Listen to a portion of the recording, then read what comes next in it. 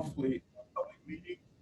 We have one every month, the third Saturday of each month, and we generally have a public speaker as well. So without further ado, we're going to have prayer by our parliamentarian, Demetrius Taylor. Demetrius. All right, good morning, everyone. Let our hearts and minds become one at this moment. Just close your eyes, if you will.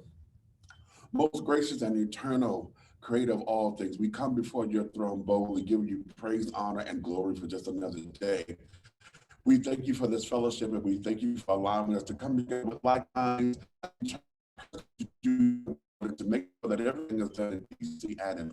As we move forward in this meeting, Lord, we ask that all hearts are pure, all minds are open, and that we're able to receive the message and we're able to move forward as we grow in what we hear today. And all these things we ask in Jesus' name, amen. Amen. Amen. Amen. We're going to really just go into this, but we want to thank all of the residents that came out to be with us today, also on Zoom as well. Thank you for joining us. And before we get started, I just want to mention a couple things about our guest speaker here, who's our distinguished mayor. Bianca Motley Broom was sworn in as the 27th mayor of College Park, Georgia, in January 2020. A native of Cleveland, Ohio, she has lived in College Park since 2008. She is the first woman and the first person of color to serve as mayor of College Park. Mayor Motley Broom is deeply committed to building the community College Park citizens deserve. She is passionate about creating more opportunities for resident engagement and collaboration, improving educational outcome, bolstering economic development, and embracing fiscally sound and sustainable practices to ensure the city's continued growth. There's a lot I could read, but before we do that, I think she has another engagement, so we're going to get right into it. And I present to you our distinguished mayor, the Honorable Bianca Motley Broom.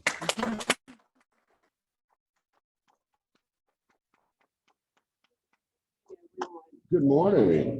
I appreciate the invitation and look forward to engaging in a conversation. And I wanted to make sure that I brought our newest member of our team because she is learning our community, and the opportunity to meet more of our fantastic residents is one that I think she wouldn't want to miss. So I want to do a brief introduction to Ms. Darnetta Tyus, our new city manager.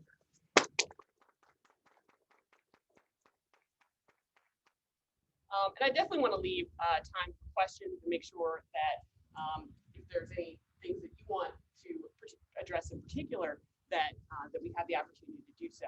But I did want to give an update on where we are, where we're going. These last 2 years through COVID have definitely been a challenge. Our community has faced some circumstances that most communities in the state of Georgia have not, because of our reliance on tourism, hospitality, and travel. So having the second largest convention center in the state, having an arena, having 35 hotels within our 11 square miles has been a challenge. It has been a real challenge. At the depths of COVID, we were looking at single-digit occupancy rates for our hotels when we are relying on that hotel motel tax revenue. But the good news is we're on the upswing. But getting through this and still maintaining focus on the projects that we want to do, the ways in which we want to continue to build the community that we deserve, is something that takes a team effort. So council has been very focused on making sure that things like the 6 West development are still moving forward. Last fall, we approved using T-SPLOST to Rhodes Street, which can be a bit of a tongue twister a little bit because it's a road, but it's also called Rhodes. But it's RHODES, which is right across from the racetrack gas station on Camp Creek. And so you'll see some of that construction happen. Well, it is happening right now. And it's going to be a key to the entire development coming through. On the south side of our city, we've got 2 new developments. One, a tiny home development at the I'm always sort of directionally challenged. I believe it's at the west end of Godby Road. 29 units that sold within about 2 months. So it's all sold out. So that's a really exciting opportunity for home ownership in our city, especially on the south side of our city, where we really want to see additional home ownership. Also, on the opposite end, on West Fayetteville Road, we annexed land from Clayton County, and we're going to be having a development right next to North Clayton Middle School. It's got about 250 workforce housing units, about 400 total, with townhomes as well for sale. So it is a great development that we worked with the developer and the Department of Community Affairs. So it's going to be a great opportunity to have new housing on the south side of the city. On the north end, by the MARTA station, the First United Methodist Church is doing basically reinventing their entire campus to create sort of an arts campus with 61 units that will go up in the parking lot next to the MARTA station, which has an opportunity for also affordable housing in there. And they've got a number of other components as well. So in terms of developing new housing for our community, which is sorely in need of it, I think that we are making very good strides in that endeavor. So, housing, workforce development, another exciting thing. McLaren High School Fulton County has been using that building. It is owned by the city of College Park, and we just renegotiated that lease to make sure that they will be there for the long term, because they are going to be investing somewhere between $15 and $25 million in that building. And they are going to be working with Atlanta Tech to do a middle college concept, which basically allows students to obtain their high school diploma, but also either certifications or an associate's degree. So when they come out, they'll be able to start contributing to our local economy right from the get-go. I think it's such an exciting project. We've pulled in Aerotropolis Atlanta to make sure that the businesses in the area have a say as to what's going on in there, because we want to make sure that the education is seamless, that what is being taught there, that the curriculum aligns with what our local employers need. And when we're talking about building community, it's just so vitally important, because if a kid can get out of high school, get a job making 40, 50, maybe even $60,000 a year right out of high school, establish roots here, build your family here, have the opportunity to grow and thrive here, that means such huge things for our community as we move forward. So it's an exciting time with that. I think Fulton County is still working out the timeline on it, but I think we should start to see some level of movement on the construction piece by the end of the year. So that's an exciting one as well. But I could go on, but I want to make sure that I'm addressing the things that you're concerned about. So let me take the opportunity to take questions. With our guests, anybody in the audience would like to start with a question? Okay, I have a question. Okay, so you've been mayor now for 2 years and about 3 months. I guess it's a twofold question. How has your vision for the city of College Park changed from when you were, because about 4 years ago, you were making this decision to run for mayor. And so I'm sure you had a vision for the city at that time. So how has that vision changed? And also, do you plan to run for re-election? I think the vision has changed largely because of COVID. That is, it's been a real challenge, and it's put a lot of the things that I and others had planned for this city. We've kind of had to shelve that, because when you have a global pandemic, that comes first, and protecting the health and safety of residents is the primary goal at all of us. So, you know, it hasn't really changed so much as it's just we've had to address things that were more more pressing. In terms of running, I am focused on doing this job for until December 31st, 2023. And making decisions about running again is something that I have to definitely talk to my husband about. I love the work. It is a privilege every single day to serve this community, and I don't take that lightly. And I try to, we work every single day to try to move this community forward. Thank you. I wanted to ask about ARPA. What are some of the projects that the city are currently seeking to do or have done with the current ARPA funds that they have? And what do you plan to do with infrastructure funds when they are released later this year? I actually just got back from DC. The National League of Cities had their Congressional Cities Conference and heard all about some of the opportunities that we'll have on the infrastructure front, and we will be making asks for water and sewer, and that's a big ask. And let me just add that we actually are going to have an initiative on the ballot, municipal option sales. I'm sorry, the most. I am blanking on, I think it's a municipal. That doesn't quite sound right. But yeah, it is. Yes, I haven't had my coffee this morning. It is most. Municipal option sales tax. I think that is it. Anyway, that is going to be something that the citizens get to decide. It is a 1 cent tax that would be applied to sales within the city of College Park. East Point and Hapeville will also be making that determination as well as to whether or not it is something that they want to do.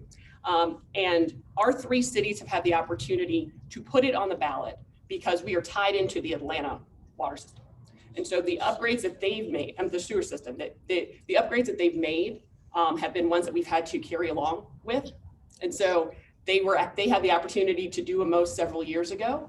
And so when the governor actually signed the bill into law allowing us to put this on the ballot, he even saw this as an issue of equity, in that we have to do this work as well because we're tied into the system. And so the voters will have an opportunity to determine whether or not we can fund some of these upgrades in the same way that Atlanta has. I didn't answer the first part of your question. I'm sorry. Can you repeat it? ARPA, yeah.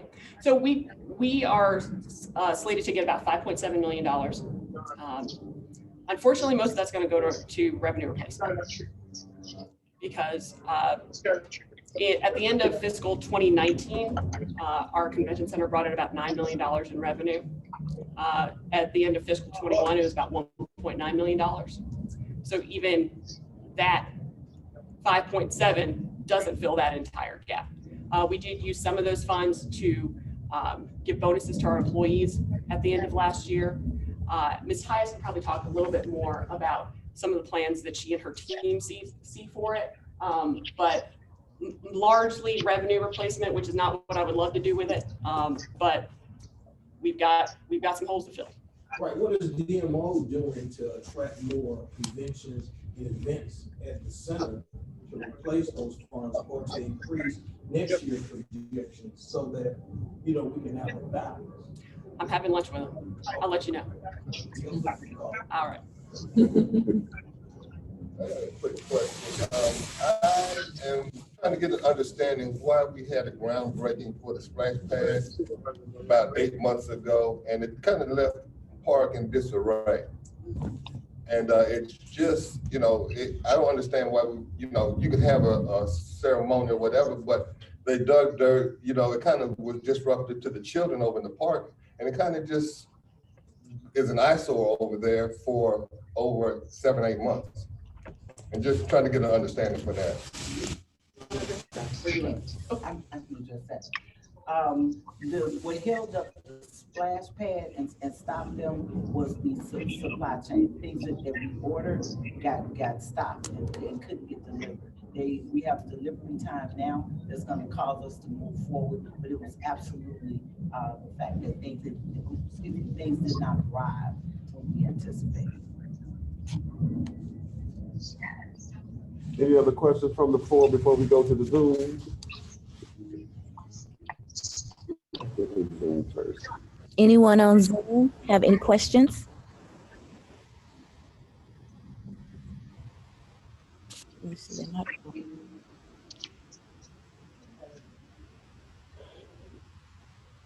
The answer was, I'm sorry, the question was, does anyone on Zoom have any questions for the mayor?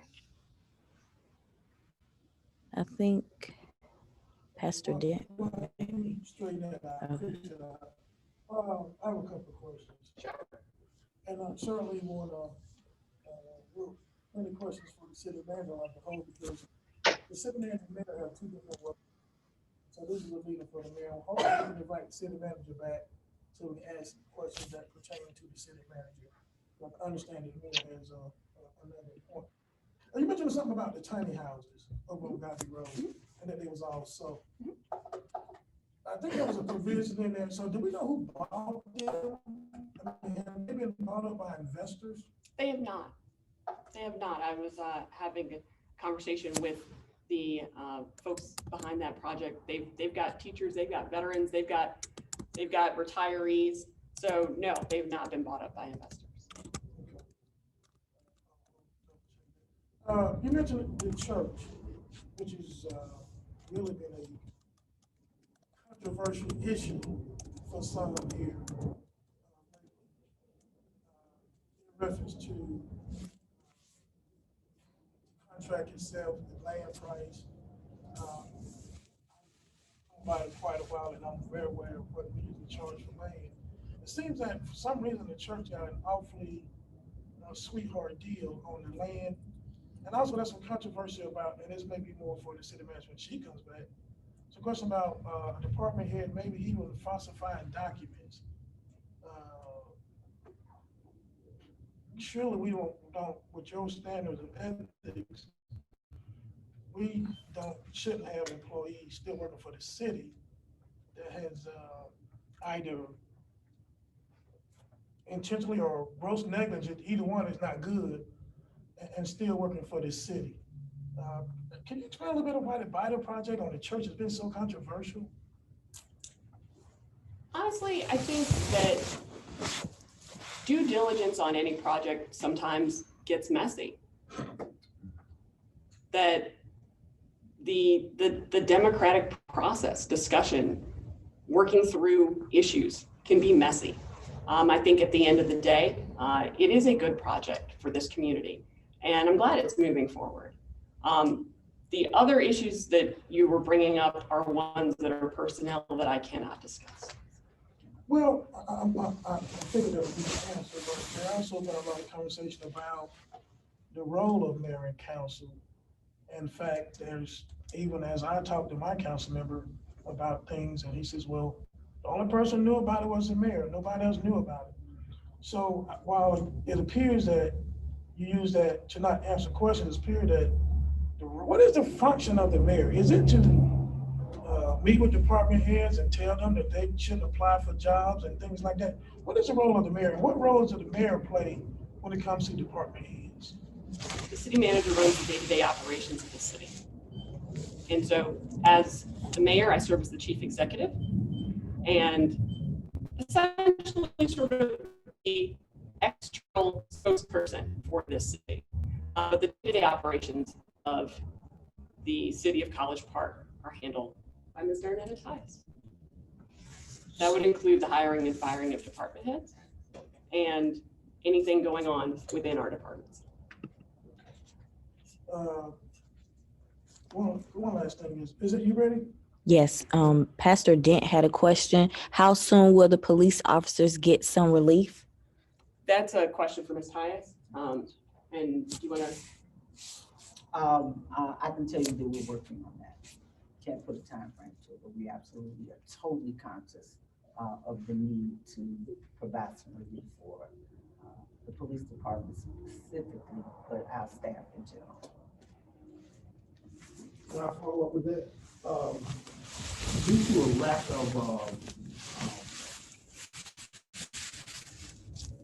a lack of eligible candidates for police in the national pool. There's a shortage in every department across the country. In fact, the New York Post had an article a month ago that is about almost 40% down from the height of policing in this country. What is College Park doing to steer towards technology and to replace police? There's a study that shows that cameras, for every one camera, we can replace 10 officers. So what are we doing with, IT and very powerful camera system, a robust camera system around the city? And are we looking to technology to answer or to fill those gaps in the city when it comes to police? The answer is yes. That is going to be part of our ask for congressionally directed spending. When I was in DC, I had the opportunity to meet with our Congress people and our senators. Said the same thing, that we're not going to win the salary war. No. That's not going to be something that we can do. But we want to work smarter, not harder. Sure. And the best technology can be a force multiplier, and that is definitely the direction that we're going in. Madam Mayor, this question may seem to be a little unfair. However, I do want to present it to you so we can give you the opportunity to address it. And I remember during your campaigning that you experienced some very disheartening and some discomforting criticisms, and your I'm going to say that your personal character was attacked by some of the candidates. Now that you have won, it seems that your discretionary personal infrastructure is being attacked by that there's still a racial divide within College Park, and a lot of folks are saying that you being the head is partly responsible for it. There still seems to be a disconnect between the different wards, and that it seems or appears that your attention is still on Ward 1. How do you address your critiques and those who are possibly misunderstanding your direction, your vision? How do you address that to the citizens? I said from the we are still in the same place at Old National and Godby 4 years from when I started, then we're not doing what we need to do because we've got to realize that certain areas of our city, there's been a generation of disinvestment. I live in Ward 1, sure, absolutely. That is true, that's fact. But my focus and my commitment is to the entire city.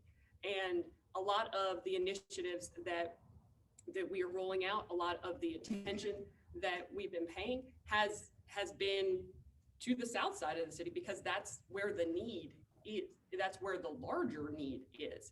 Because if we are building the community that we deserve, then kids who grow up on Godby Road shouldn't have any different opportunities than kids that grow up on Rugby.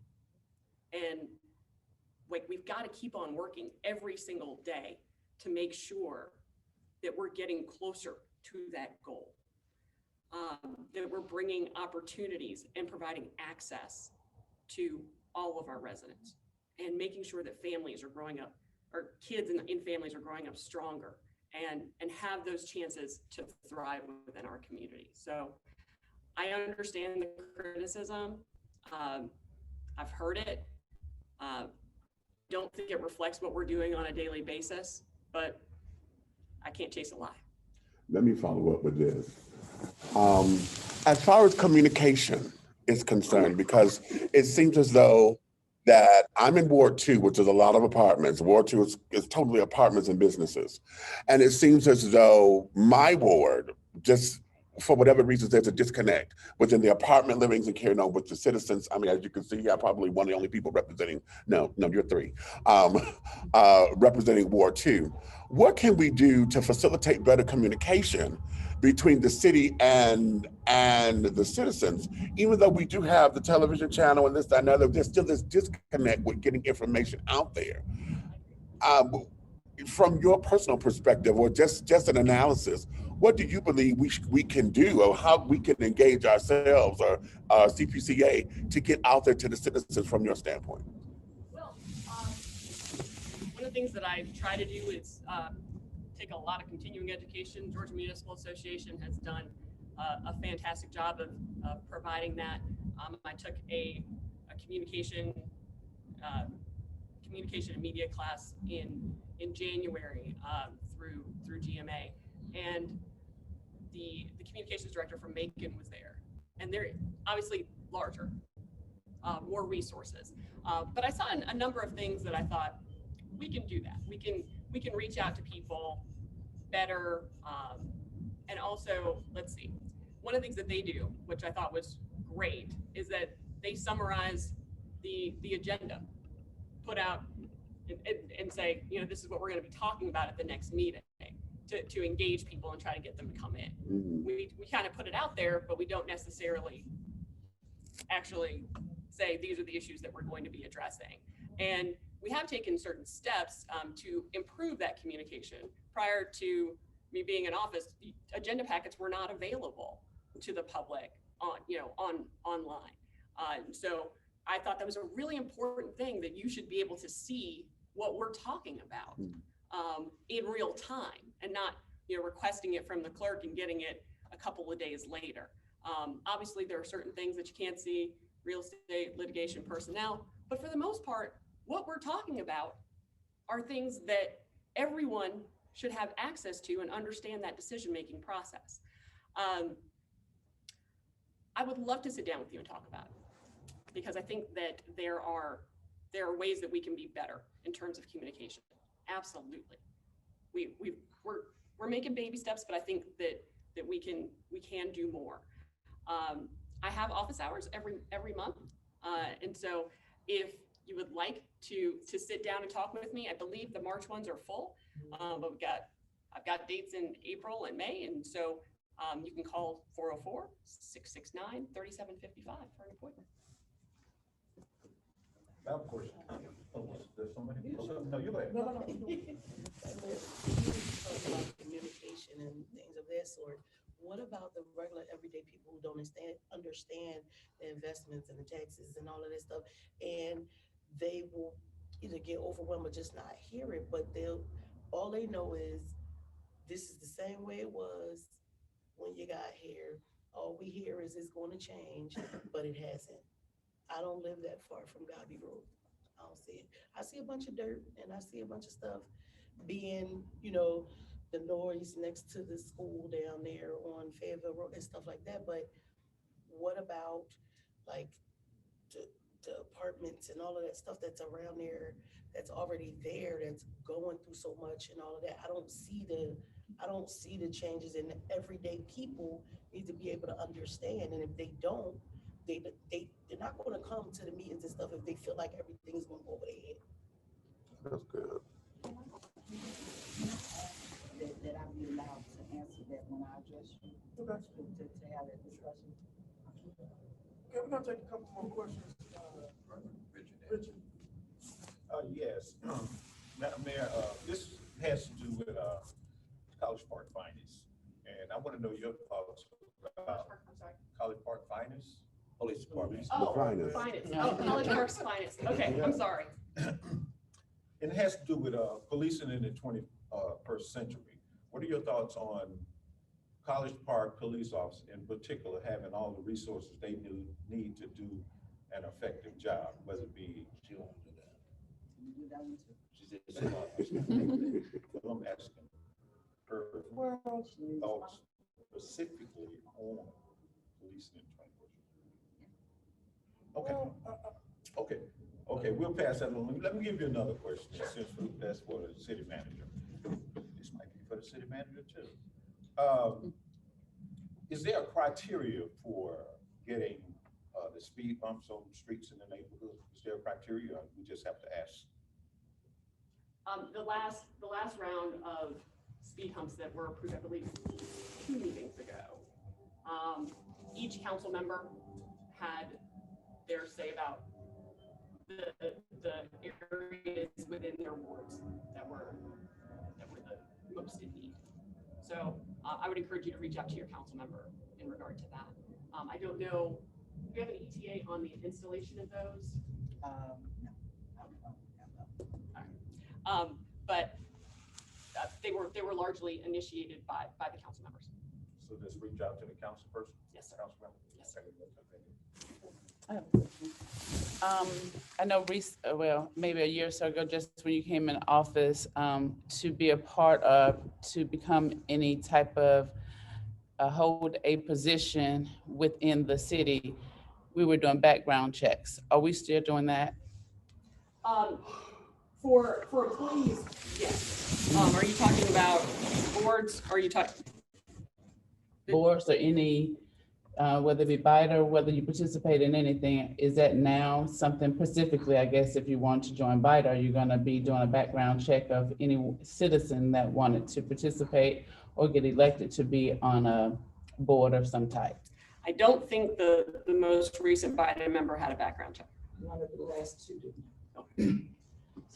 So was that something voted on? How did, what was that, I guess, about? I think that was us being inconsistent. So now going forward. Frankly, just honestly, So going forward, there's now no background checks. there's nothing written about a background check now, so. But excuse me, if I'm not mistaken, you, Ambrose, said that going forward, definitely, anyone that's applying for Biden, so that's what you said on the record. I don't have the exact minutes in front, but I remember distinctly you said that going forward, absolutely, every Biden member should have a background check, right? I did say that. That's right, I know you did. So I can understand how it's okay to say it's a slip through, not one, but you had two. And if I'm not mistaken, you had someone to get on Biden and did they actually pass a background? If I'm not mistaken, I don't think they did. And I'm trying to understand, that's not a person, that's public. So you can speak on that. I'm trying to understand why. I don't think it was actually written into anything. It would be my desire. I agree. I said it, I stand behind that. But I don't think that was actually codified into practice. Okay, I'm just, okay, thank you.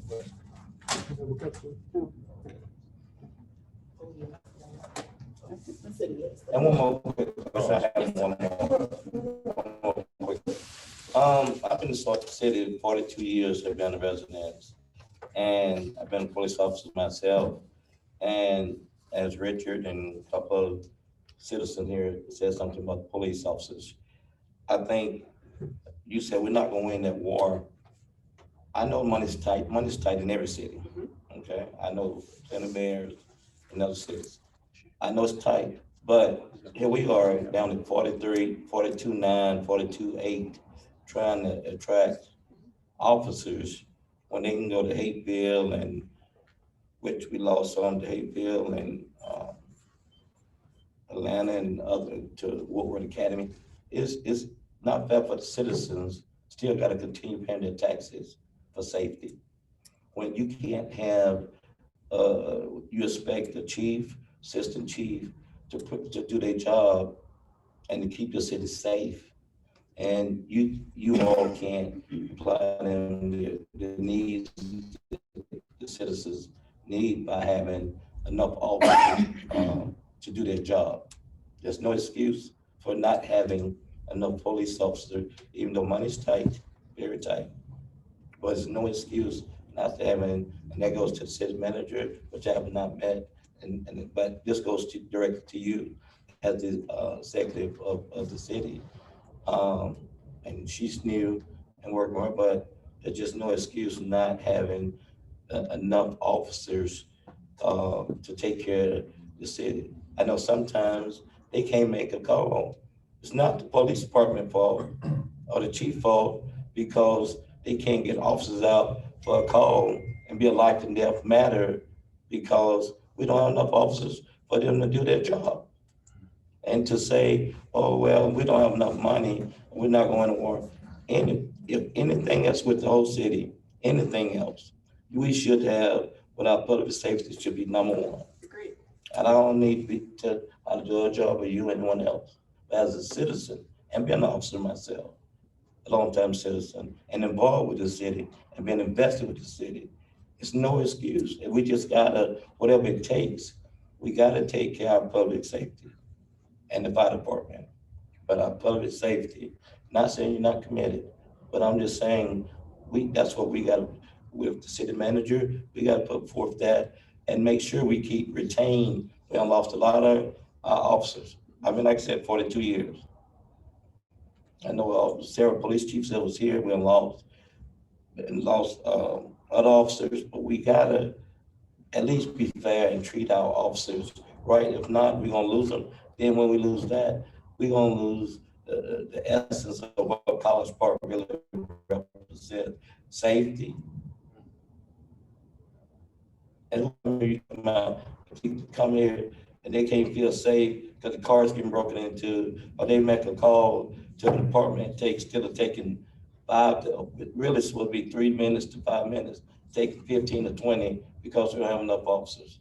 If that's you getting car mugged or city manager, who wants to hear an old lady when they're, oh, well, we don't have enough money to have enough officers, so that's it. That's all I'm saying. But it's not, that's it.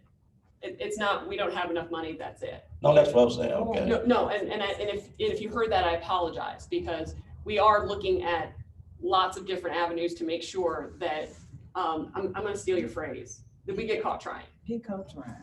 We get caught trying. Like, it's not, it's end of story. No, this is something that we are talking about and trying to work through on a daily basis.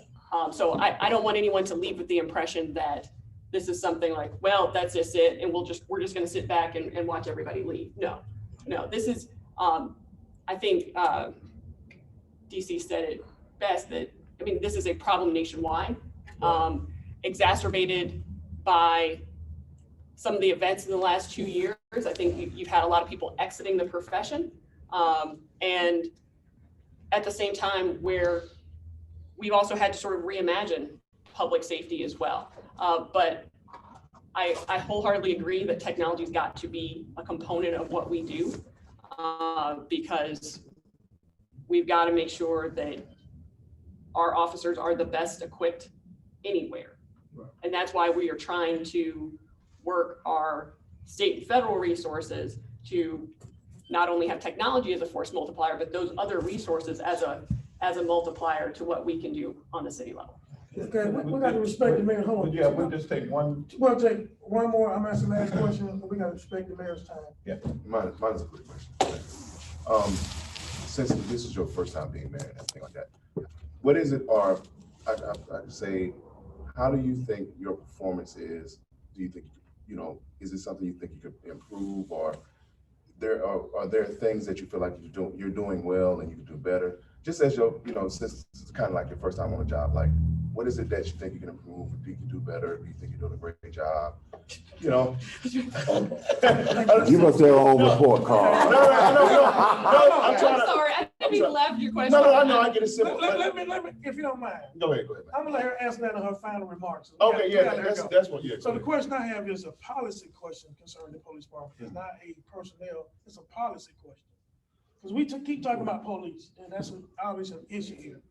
And as a 32-year employee of the U.S. Postal Service, I understand the importance of a pension, because I get one.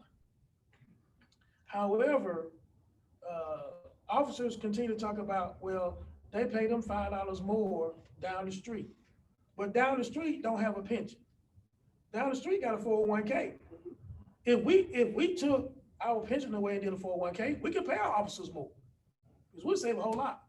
But so I understand the importance of a pension, but the new recruit, the workforce now don't care about a pension. They want their money up front. So the policy question to you is, at what point would we consider looking at a 401k instead of a pension, so that these millennials who don't plan to stay here 20 years or 30 years to draw a pension no way, can say, okay, College Park now can afford to pay them more per hour, and that's all these millennials want. They want their money up front. So from a policy decision, are we gonna look at what everyone else is doing, who's paying more for officers, the reason why officers leaving, and look at our pension versus a 401k? Because ain't many cities doing pensions now. There are many cities doing pensions now, and I actually had a conversation with one of our officers who's been here for about 20 years, and he said, the fact that I can get 97% of my salary when I retire is powerful. Where else are you going to go and be able to have that happen? And I would think that we need to market that better before we look at another shift, because I think that's something that isn't communicated very well in terms of the benefits of working here. And it is a huge benefit. I know it's hard to think at 22, 23 about what happens when you get married, have kids down the line, and you're not working, when you're just starting your career. But at the same time, if we can lay that out better, we can enumerate that benefit better. I think everything's on the table in terms of discussion, but there haven't been substantive discussions about making that shift at this point. As I tell officers, first thing come out, they pay more down the street. Right. They don't mention that about benefits. It's just they pay more down the street. When I worked for a corporation, they basically said, all right, this is your total compensation. They didn't say this is your salary. And so I would get a breakdown of that total compensation, what it looked like with healthcare benefits, all of the things that were going into the number. And we've got to be better at communicating it. I just want to interject one thing, being I'm representing the police department too here. Let me just. Can I just finish? I just wanted to say something to her about the. This one, no, that's, okay. I think we got to cut it off because Okay. yeah, she has to go. I didn't want her same time frame together. Yeah, both of them. Yeah, so if you could just give us a closing statement or something. And I will answer that last question. I can always do better. And I appreciate and I welcome your feedback about how I can get better, because I'm here to serve this entire community. And so let's talk more. Let's keep the conversation going. I love, like I said, I love this. I love the opportunity to serve, but every single day I can get better by learning and taking more. So I appreciate the opportunity, appreciate the time. And like I said, if you'd like to reach out and sit down for a one-on-one, it's 404-669-3755. want to say that one more time because I see Meek over there writing. 404-669-3755. That's my assistant, Lisa Swan. Okay, well, let's just give our mayor a hand. Thank you, Mayor. Thank the mayor for coming out and giving us her time, and hopefully you can come back some other time. It'd be a pleasure. Yeah. Thank you so much. Yeah, Richard Hart. All right. Thank you. And we thank you also, city manager, for coming with her. Okay. I do not want to miss the opportunity to introduce myself. Yeah. Come right up. Come on. Absolutely. Good morning, community. Good morning. How you doing? Okay. I want to introduce myself and then want to address a couple of things that were brought up here today before I run out the door, and I'm gonna do it for my own convenience. So I'll answer the things that I want to. Just kidding. My name is Darnetta Tyus. I am new city manager for College Park. I am a native Chicagoan, Chicago forever. Midwest. Absolutely. I have a love affair going with the District of Columbia that I can't even explain by way of the second major jurisdiction that I work for. And I am coming to you from being Deputy City Manager for Community Affairs for the city of Petersburg, Virginia. Government experience, I'll expose my age. I've been in government for over 30 years. When the mayor and the city council asked me, why would you be interested in College Park after working in government in Chicago, the District of Columbia, and Petersburg? And what I shared with them, and those of you who've been in the audience where I've spoken before, is that the city of College Park encompasses the best of every place that I've been. It has the components of Chicago with the airport and the convention center and all of that. It has the energy of the District of Columbia with the kind of development that's going on and the possibilities for workforce development that the District of Columbia exhibits. And it has the small town charm of a Petersburg without the infrastructure and financial problems. Okay, so College Park represents the best of every place that I've been. And so as I am honored to come here to serve this community, I'm gonna go right into a couple of things that I want to say to you all as I listen. First of all, you gotta let us tell the truth. You gotta let us tell the truth. It is so easy to stand here as government and nod and say you right. There's one thing that you're wrong about. We are not, and I'll say it a lot of times, we are not gonna win the salary battle. That's simply the truth. We're gonna get caught trying. We understand how important it is, and be clear, we understand how important it is immediately. So just know, it's not always dollars and cents. It's your investment in their environment. Something happened here that happened to the whole country when it comes to policing and how that happened. The incidences with brutality of police and all that sent the country up in flames, that is a great factor in why we're having trouble recruiting policemen. People have just gotten out of the field.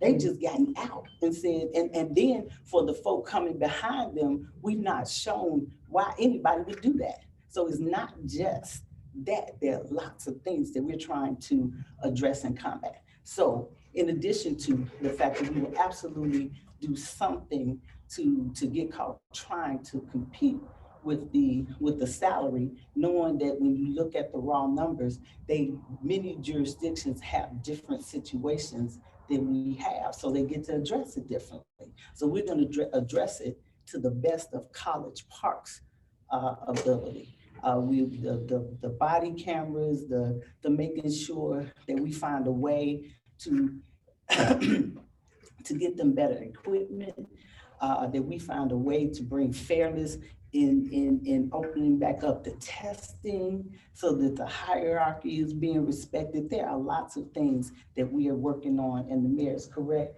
We're having these discussions every day with the appropriate people within the city of College Park. So be clear, we have no interest in having the summer come and we have a police department that can't get us through the summer for various reasons. So got that. Second thing I want to talk to you about is communications. Communications in a community. You want me to talk louder? Yes, please. Okay, thank you. Communications within a community is not all on the government. When you say, how do we get into the communities that you live in, the apartment buildings and things like that, there's a different, you gotta recognize that a lot of what happens there is the population is very transient in our apartment communities, it's transient. So you may communicate and your communication has to happen all over again because people are moving in and out. But in order to improve that, so I know we hear all the time, we don't have enough, everybody doesn't go online, everybody doesn't have a computer. You'll struggle to find anybody that doesn't have a cell phone. I just need to put that out there, guys. So anything that you can access on the computer, you can access on your phone. So it's very difficult. Every kid in every corner of this city have cell phones, which gives them access to information. But for those who don't, we need to have a different relationship with the people who officially can communicate with them. Every major apartment development has a property management office, every one of them. They can communicate with their residents in a way that we would not be able to. If we develop a different relationship, and they're changing all the time too, they're switching hands every other day. But it's important that we have a relationship with the property managers there. It's important that we have a great relationship with the housing authority. It's important that we have and are very deliberate about connecting with those who have access different than the city to the residents of the city. You have one thing that I appreciate about the way this city operates, all of your boards are appointed, the representatives of your boards are appointed by council people.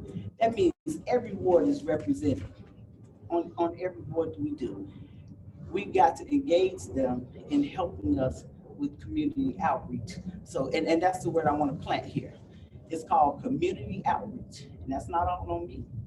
That's on me, that's on you, that's on everybody in this room to help us get that done, okay? There was another thing, consistency in the way we apply things. I have to understand what the ground rules are. And then at that point, I can tell you that you can hold me responsible for the consistency in applying it. The beauty of my existence, I don't know anything about anybody. I have a clean slate. I get to learn the whole thing from this level. And then I'm totally committed to making sure that everything is happening consistently. Every council member that represents you are equally important to me. So all of the other things, I don't even have to know anything about that. I know that we'll be able to look at the city's resources and apply them, and let's not confuse two words, apply them equitably, because equitable is not necessarily equal. And y'all gotta understand that. There's some things, equal is fair when you're on a level playing field. If you are not on a level playing field, then something unequal has to happen to bring you balance. And just understand that that is the way I will operate. So you won't be able to call and say, you gave them more than me. If they needed more than you, I'm probably gonna give them more than I gave you. So as we balance how we move the city forward and bring everybody along with us, I am excited about the workforce development opportunity that happens at the school. As I looked at the city structure, I was missing the focus on workforce development. In order to bring everybody along with us as we cause this city to grow and go where it's gonna go, workforce development is the thing that causes you to have to be deliberate about infusing resources that help. So those were the things that I wanted to share with you as a way of your getting to know me, as a way of your getting to know my management style. I am responsible for the day-to-day operations of the city. To the council's credit, it'll be up to this point, they are being very supportive in allowing that to happen. That doesn't come easy. That does not come easy, especially if in the recent past, you've been accustomed to doing something different. So I'm absolutely excited about being here, and I look forward to serving the citizens of this amazing city as we go where it can go.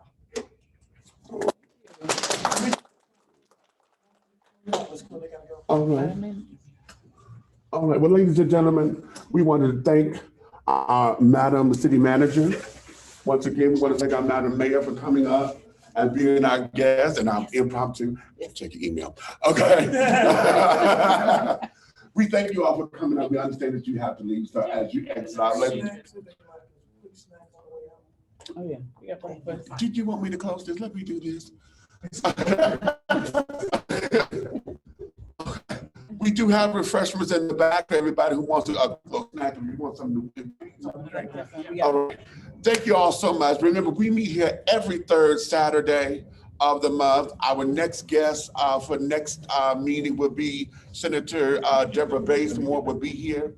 State Representative Bazemore, that is, will be our guest for April. But you're more than welcome to come out at any given time. As you see, our website here is www.cpcaga.com. Once again, www.cpcaga, College Park Citizens, what's the A? Thank you, Association Georgia for GA.com. You can go there at any time. If you would like to become one of our members, our membership information is on that website as well. We do have shirts for those of you who like our little shirts or whatever. We have shirts in the back that you can purchase to say that you're a part of who we are. But we definitely want to invite you to engage with us, because without your voice, this thing cannot happen. We come to them because we need to make sure that everybody's voice is heard, and we're one city. We're not just four wards. All of us are together. We come together so that we can make things happen, okay? So thank you so much, and we have a good rest of your Saturday. Over there on the email, thank you so much for coming on out, ladies and gentlemen. We appreciate you. We'll see you on the next go round. Thank you. All right, there we go. Y'all ain't got to be quiet. Thank you for joining us. Have a good day. Okay. Good meeting.